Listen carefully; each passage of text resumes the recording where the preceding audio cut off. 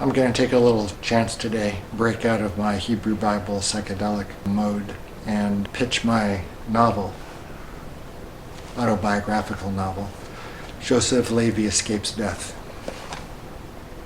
It's by Regent Press, one-man operation out of Berkeley. I wrote this book, I guess it's called autobiographical fiction. It's based on experiences I had. It recounts thoughts that I had and feelings that I had during about a year of poor health, 2014. I took an ill-advised trip after finishing my prophecy book and got sick.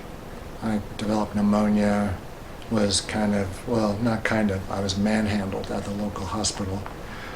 Got C. diff, which is this super diarrhea that kills 25,000 people per year in the U.S.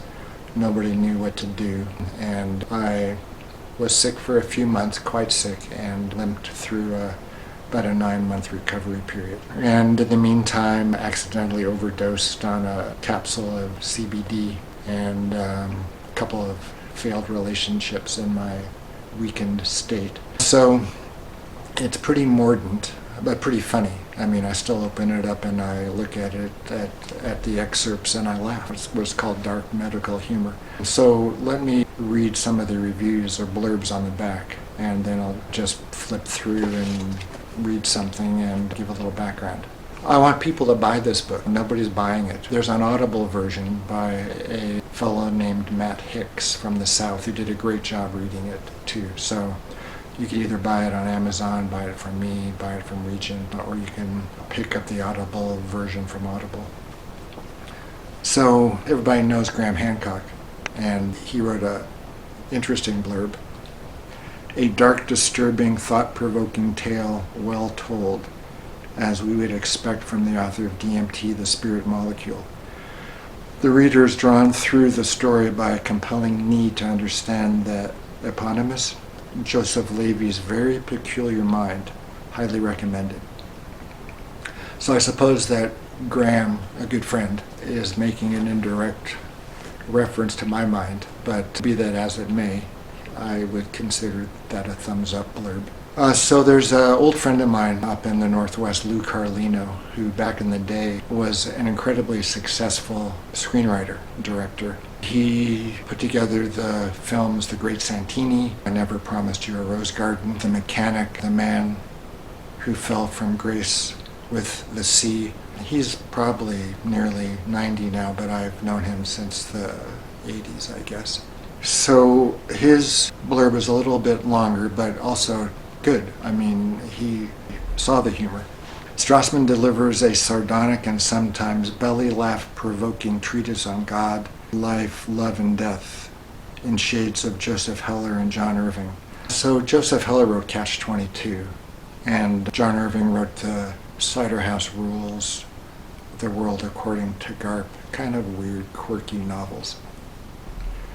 One could wallow in additional literary allusions, but bottom line, this is a very funny, insightful, and at times painful exploration of how humans, at least Joseph Levy, wrestles with all that stuff to find cheating death's not the problem. It's what happens when one tries to cheat life. As an added bonus for hypochondriacs and sundry pseudo-hypochondriacs, there's a generous smattering of ideological references that just might help you find out what the hell's wrong with you along the way. A thoroughly satisfying and enjoyable ride.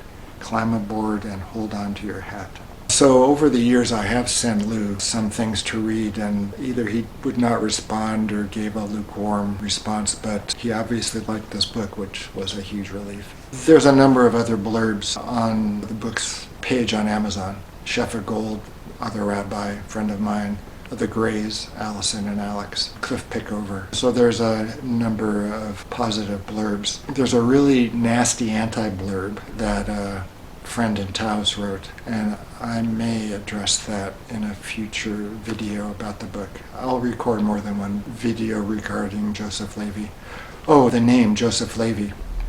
Well, so my Hebrew name is Judah, Yehudah, Yehuda, and I'm a Levite, which is a tribal affiliation passed down by the fathers. So I thought, well, Judah the Levite or Judah Levy. But there's a medieval philosopher whose name was Judah the Levite, and I didn't want to besmirch his reputation or his name. So I couldn't use Judah as the first name of the Levite of this book. So in the book of Genesis, which I just finished reviewing, there's struggle between Judah and Joseph. And in the kingdom of Israel, the two countries which split from the unified kingdom of Israel, one is named Judah and one is named after one of Joseph's sons, Ephraim. The northern kingdom, which contains 10 tribes, is named Ephraim after Joseph, and the southern kingdom, which contains the tribes of Judah and of Benjamin, is called Judah.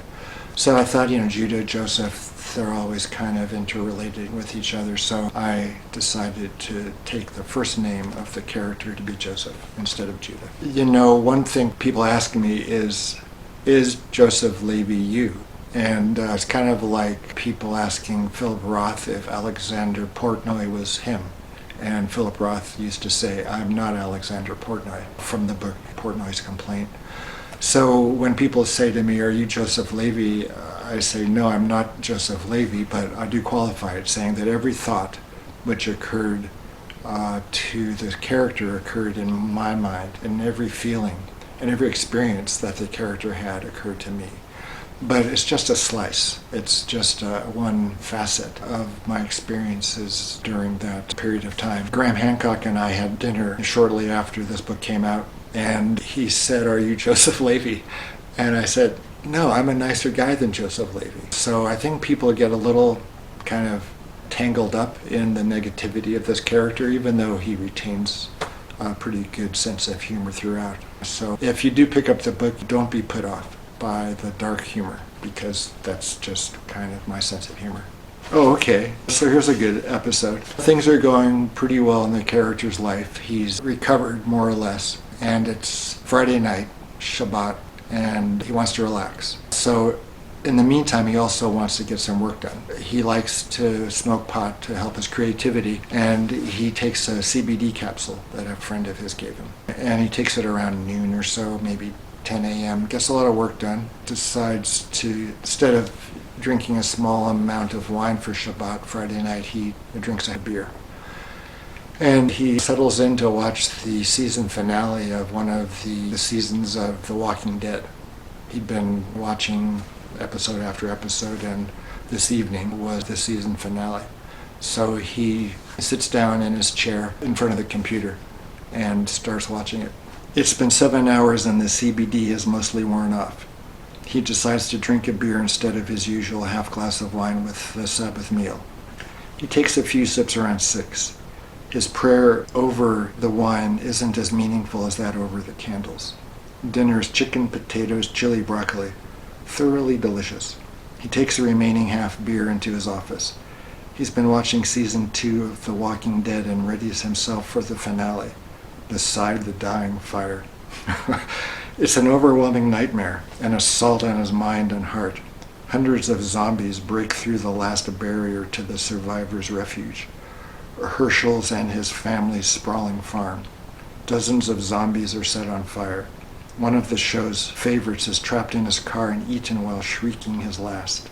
The living characters shoot, bludgeon, and splatter as many of the undead horde as possible, but they can't keep up. The two heroes barely stay ahead of the grasping, slurping, shuffling, grunting, and howling sea of putrefying, shambling corpses. Another character desperately fires a double-barreled shotgun, one thundering round after the other. Pounding industrial-strength music. Levy begins to feel sick and turns off the program after 10 minutes. I need to walk around, he thinks. Take a break. Tone down my anxiety. Within a few minutes, he returns to his office and sits at the computer checking his email, his half beer untouched. He decides to get up, but is unable. There's no strength in his legs. I feel them, he notes, but I can't move them. I ought to be okay. It's been 8 hours since taking the capsule and I had only half a beer. Maybe I'm having a panic attack. Heavy sweat covers his face. I need to lie down, he realizes, but the bedroom's too far. If I can't stand, I can't walk. So he crawls around on the floor, hides his head under a chair to get the bright light out of his face, and throws up, calls the neighbors. He's barely able to move.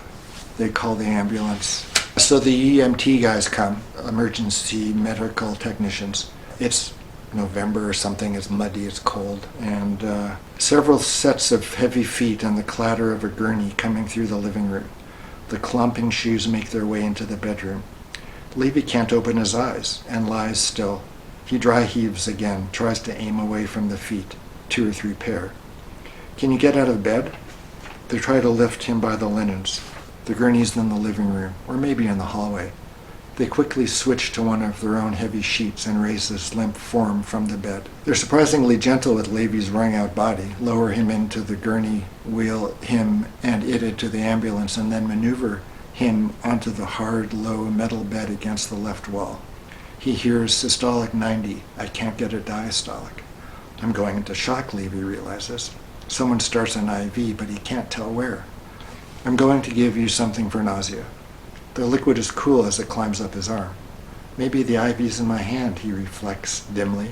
Is your nausea any less? No. His body hurts. Not exactly that he feels pain. Rather, his body is producing pain, administering it to him. It's a subtle distinction, one he's not noticed before. So there are these insights. I mean, I've done a lot of meditation, taken a lot of drugs, kind of examined what my mind will do in various situations. And I do try to apply that discerning awareness to what's going on in the course of the book. The ambulance stops and the gurney bounces along the sidewalk toward the emergency room. Here it goes, he tells himself, God be with me. So that's probably enough for now. Let me return to Joseph Levy next week. I'll read some more excerpts, but also I will read the really snarky blurb that my Taoist friend wrote about the book, which I actually posted on my website because it's one of those critiques of reality that I find of great interest in the progressive, liberal, kind of new age crowd.